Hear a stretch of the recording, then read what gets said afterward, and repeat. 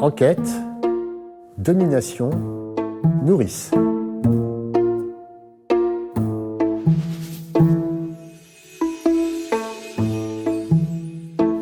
Maria Porcella est présente dans l'un des 570 documents que renferme le cartulaire des Guilhem de Montpellier. Ce qu'il faut savoir, c'est qu'en 1107, Montpellier, ça n'est rien. Et pourtant, 2 siècles plus tard, c'est la plus grande ville de tout le sud de la France, extrêmement dynamique et extrêmement riche. Maria Porcella fait partie d'un groupe de 17 témoins qui vont être appelés à témoigner sur l'âge de 2 fillettes, Tiburge et sa sœur Sibylle, qui sont les héritières du château d'Omlas, et on cherche à vérifier si elles n'ont pas été mariées trop tôt. Les seigneurs de Montpellier cherchent à récupérer le château d'Omlas. Guilhem VIII de Montpellier voulait qu'une des 2 fillettes du château d'Omlas épouse son fils, le futur Guilhem IX.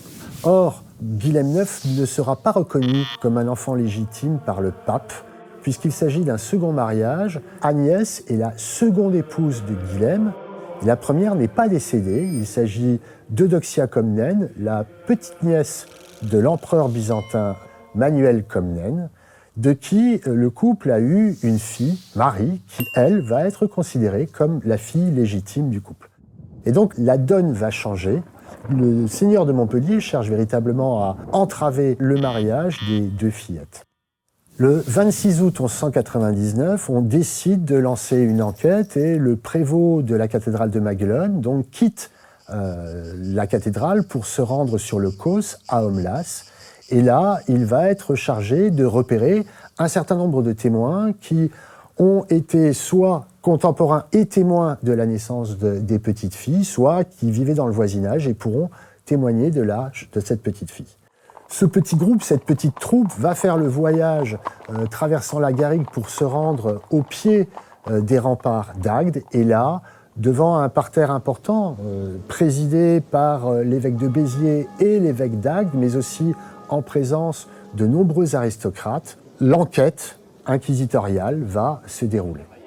9 hommes, 8 femmes, mais des réponses extrêmement genrées. Il est tout à fait intéressant de constater que les réponses des femmes se situent systématiquement du côté de la petite enfance, de l'accouchement, de l'allaitement. Quant au témoignage des hommes, on les situe plutôt ici du côté de l'acquisition du patrimoine. Et puis, Maria Porcella va dire « Sibylle est née la même année que ma fille Ermensinde, et comme j'avais du lait, j'ai pu en donner également à la fille des seigneurs châtelains. » L'exemple de Maria Porcella est à la fois tout à fait intéressant et particulier. D'abord parce qu'il s'agit d'une femme et que la documentation, au moins avant le XIIIe siècle, ne leur est pas toujours favorable. Et surtout, il s'agit d'une femme qui est issue d'un milieu extrêmement modeste, elle est de faible extraction, elle est simplement nourrice.